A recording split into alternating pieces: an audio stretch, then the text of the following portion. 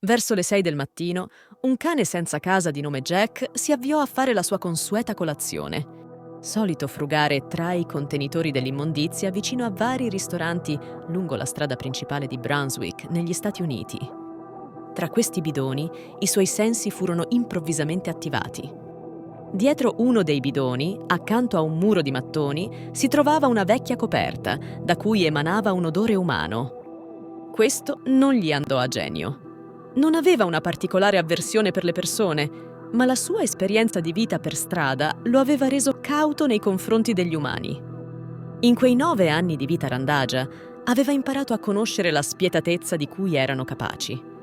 Mentre annusava il fagotto per ottenere più informazioni, si rese conto che l'odore era diverso da quelli umani a cui era abituato. L'istinto gli suggeriva che dentro c'era qualcosa di minuscolo, fragile e indifeso. Anche se fosse stato un essere umano, sapeva che avrebbe dovuto fare qualcosa per salvarlo dalla morte. Dopo aver fissato la coperta per qualche istante, Jack la annusò e ruotò il fagotto delicatamente con la bocca, raccogliendolo. Ora era un cane randagio in missione.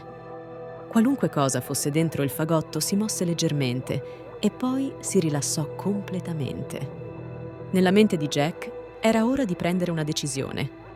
Aveva bisogno di aiuto, ma era troppo presto. I ristoranti erano ancora chiusi, nessuno in giro. Nonostante la sua diffidenza verso gli umani, sapeva che aveva bisogno del loro aiuto. La piccola figura nel fagotto si dimenò di nuovo e Jack comprese l'urgenza della sua missione. A poche strade di distanza c'era un edificio strano dove Jack cercava cibo. Sapeva per esperienza che c'erano sempre persone lì. 5 minuti dopo girò l'ultima curva e vide molte persone. Un grande veicolo con luci rosse lampeggianti si avvicinava. Jack si precipitò verso le porte scorrevoli dell'ospedale di Brunswick, dove si stava svolgendo il cambio di turno. Una paziente veniva portata fuori da un'ambulanza, mentre un'infermiera dietro il bancone chiamava il medico d'urgenza tramite l'interfono. Notando il cane, l'infermiera si spaventò, ma Jack ignorò i suoi tentativi di scacciarlo. Nella sala relax, 3 donne lo scacciarono, ma una di loro si avvicinò dolcemente. Quando Jack le mostrò il fagotto, la terza donna si alzò, gli si avvicinò e parlò con dolcezza. Il cane le permise di avvicinarsi, lasciò cadere delicatamente il fagotto e si allontanò. Angelina Potter, del personale dell'ospedale da quasi 10 anni, si inginocchiò per esaminare il bambino.